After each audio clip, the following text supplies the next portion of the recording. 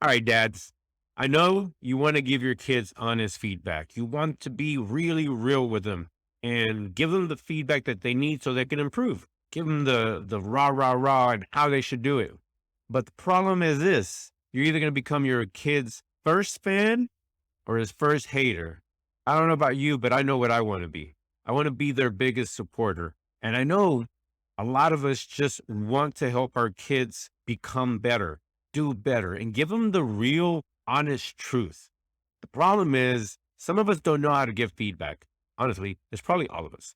We don't know how to give feedback. We don't know how to encourage them, and we don't know how to give them criticism in a way that actually serves them. We want our kids to be hard and rough and tough and to be able to take a beating and to take feedback and criticism. The problem is that they're human beings and they're young and they're kids. It's not that easy. You can give them the feedback they need. You can be encouraging and you can be honest without having to cut them to pieces. You have to remember, and I think this is what a lot of dads struggle with because they want to raise their children, boys and girls, to be tough. We have to remember that they're children. They have emotions. They're still figuring things out. And even as adults, when we get feedback and we get criticism from our partners, from our bosses, we feel it. We get emotional. Might even get pissed off because they don't know what they're talking about, right? But these are children. Despite your intentions to be honest and real with them, the likelihood of that getting through is not that high. So, what can we do?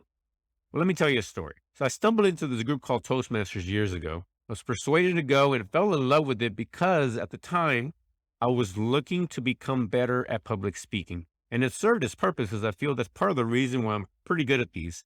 Now, I'm not the greatest because there's a lot of ums, ahs, you knows, buts, ands. However, it did help me. And the big benefit of joining this group is that you will get better at writing and performing speeches through reps, through the repetitions that you put in. But there's one thing that they don't tell you that is not publicized about the group. And that is that every speaker, when they get up to speak, they have an assigned evaluator. There's a person that will be assigned every time to evaluate the person on stage, the person in the arena. That person then will give them their feedback afterwards. What they'll do is try to be as honest as possible because what as a group we were trying to do is share information that will help that person become better, that will help me become better. I want that. I do want the honest truth. We're human, right? Which is fantastic. It's a great idea. Have someone do that every single speech, every single time. And as a part of the gamification of the entire process, someone wins best speaker every time. So there's two or three. There will be one that is voted by the group for being the best speaker. But here's the added twist to that. The evaluators also get evaluated and graded, and they also win best evaluator of the day. And that's the big thing that blew my mind. The evaluators get evaluated and also get an award.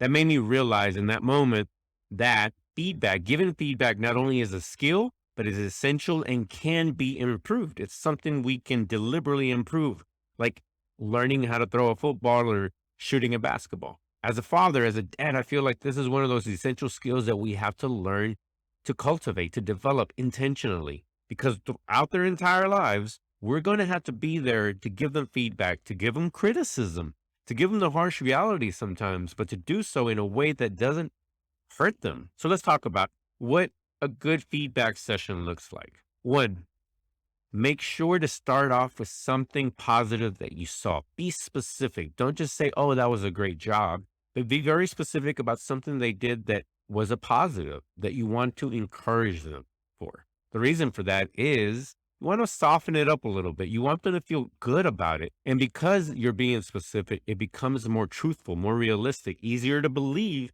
than you just saying, hey, you did a great job, son or daughter. What does a great job look like? They want to know. You don't want your kids to listen to what you have to say when you're supposedly trying to pump them up and they not believe you. Then after you give them that positive feedback, go ahead and let them have it. Tell them where they could have improved. Tell them where you saw some flaws. Chances are, if they're being honest with themselves, they already know. Be specific about what you saw, what you heard, what you feel they should improve on, how they could improve it. If it's something that you have some specialty in or you are aware of, if possible, even find some resources online that you can point them to. 3, end with another good comment about something they did well. Be honest, be specific. It's been known to work for years and years. I've seen it in multiple disciplines across my life and so many things that I've come across. And it works just because it's sincere. It gives good and the bad, but it kind of puts the bad in between some good. And there, ladies and gentlemen, you got yourself a good old fashioned feedback sandwich. I've run across it in so many disciplines. It's just universally applicable and it just works. And remember, they're human beings just like you. When you get feedback and it's not given in a way that's constructive or positive, it hurts. And we tend to start to grow some animosity towards that person. You don't want that to be you. They need to know that you're there for them and are going to encourage them and help push them to become better. Now, in situations where I have no expertise, I personally lean on coaches, mentors, teachers, anyone that knows their stuff in that particular space, because for me, to speak on it would be like asking me how to dunk a basketball. If you don't have any expertise in that space, you're going to lose credibility with your kid and they're not going to listen to you. So you have to be careful about the type of feedback you give in those situations. Bottom line is we all need constructive criticism. We need feedback. We need critics in our lives because they serve a purpose. Critics aren't a bad thing. I would even go as far as to say that haters do also present something positive. They may enlighten us on something that we haven't been aware of. And at the end of the day, remember, you're either going to be your kid's first supporter or their first hater. Don't be the hater. Be the one that they know will always be there for them and support them, encourage them, and give them the truth without making them feel small. All right, that's it for today. Thank you for watching today's video. If you like this video, then I think you'll like this one here where I'll talk about the valuable lessons that Pixar and Marvel can teach us about being better dads and better fathers. So until next time, bye-bye.